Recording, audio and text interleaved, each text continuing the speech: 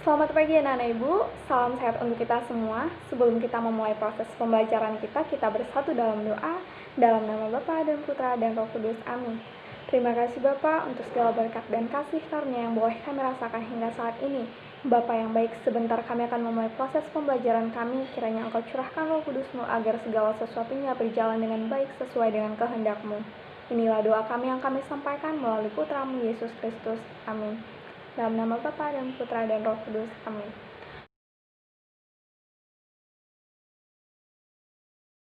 Baik, tadi Ibu sudah menanyakan kepada ketua kelas bahwa semuanya hadir.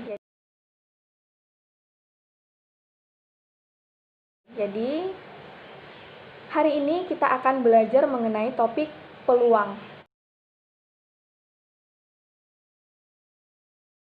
Ibu sudah bagikan nama-nama kalian menjadi beberapa kelompok dan sudah Ibu berikan kepada ketua kelas.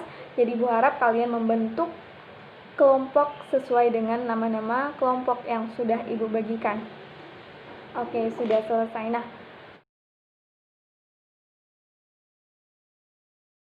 Ibu akan menyajikan sedikit mengenai materi peluang, apa saja yang terdapat dalam peluang. Nah, yang ada itu ada yang namanya ruang sampel, lalu ada yang namanya kejadian, lalu ada yang namanya peluang.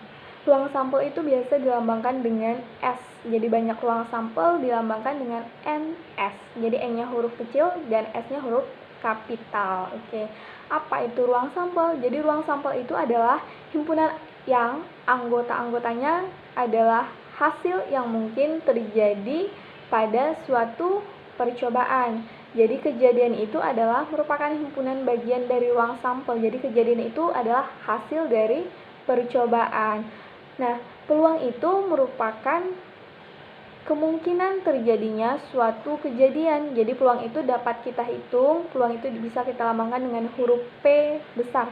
Jadi misalkan ada kejadian A, maka untuk menghitung peluang A kita cari menggunakan rumus PA sama dengan NA atau banyak kejadian A yang terjadi per banyaknya percobaan. Jadi ataupun ruang sampel. Nah, jadi peluang itu kisarannya adalah dari 0 sampai 1 atau peluang lebih besar sama dengan 0 atau lebih kecil sama dengan 1.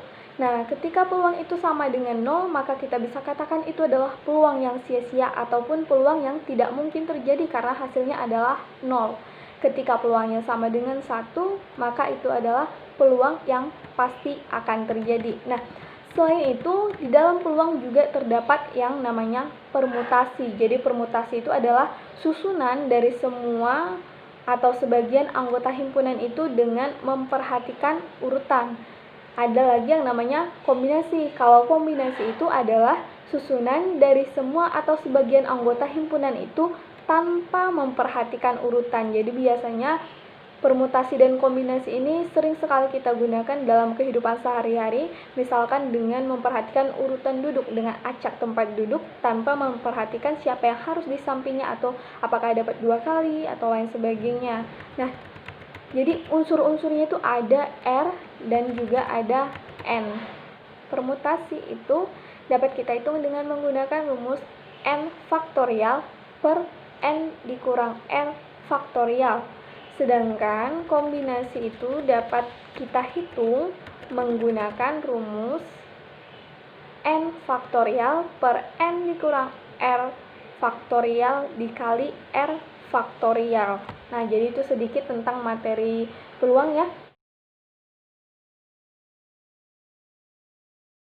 Nah, jadi tujuan apa yang harus kita capai ketika kita mempelajari peluang? Jadi peluang ini nantinya bisa kita manfaatkan untuk kehidupan sehari-hari seperti yang tadi Ibu bilang, bahwa dalam kehidupan kita banyak sekali peluang-peluang yang bisa kita hitung, oke?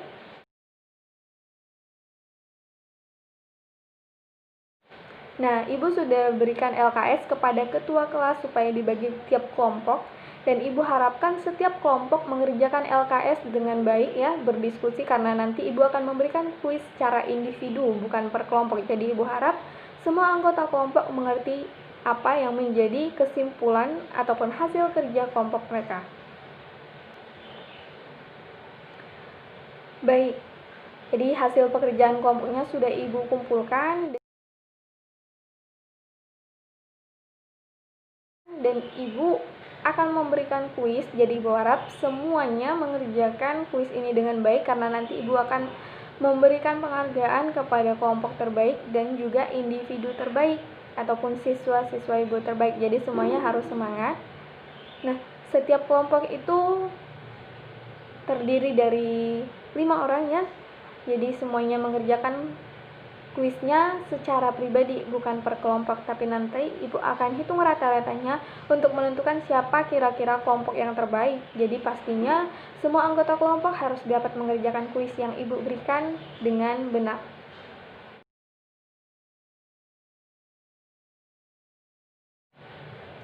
Nah, hasilnya sudah ada di tangan Ibu ya. Jadi semangat-semangat dari murid-murid Ibu hari ini sangat luar biasa. Maka kelompok terbaik kita berikan kepada kelompok 1. Nah, dan juga siswa Ibu yang mendapatkan nilai terbaik adalah Nomelisda. Jadi selamat untuk kelompok 1 sebagai kelompok terbaik, dan juga kepada Nomelisda karena dapat mengerjakan kuis yang Ibu berikan dengan baik. Nah, jadi untuk anak-anak Ibu yang lain dan kelompok-kelompok lain yang belum bisa menjadi kelompok terbaik dan individu terbaik, Ibu harap tetap semangat. Jangan patah semangat ya. Semuanya bisa karena usaha. Jadi semuanya harus tetap berusaha untuk menjadi yang terbaik.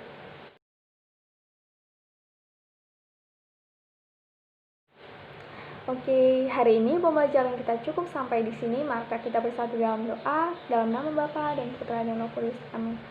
Terima kasih Bapa untuk segala berkat dan kasih yang boleh kami rasakan. Terima kasih untuk segala kasih-Mu dalam proses pembelajaran kami tadi. Kiranya Engkau tetap menyertai kami dalam aktivitas kami berikutnya. Inilah doa kami yang kami sampaikan melalui Putra-Mu, Yesus Kristus. Amin. Dalam nama Bapa dan Putra dan Roh Kudus. Amin. Oke. Sampai jumpa di pertemuan berikutnya. Dadah.